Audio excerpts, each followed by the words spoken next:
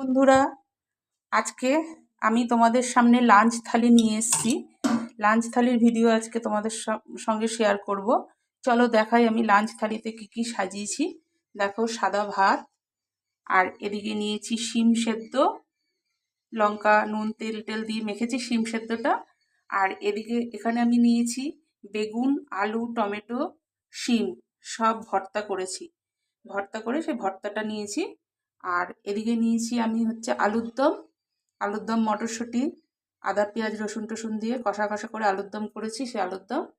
আর এখানে বাটিতে আমি নিয়েছি কুল দিয়ে টমেটো দিয়ে চাটনি করেছি, সেই চাটনি। তা তোমাদের কেমন লাগলো আমার আজকের লাঞ্চ থালিটা সেটা কমেন্টে জানিও।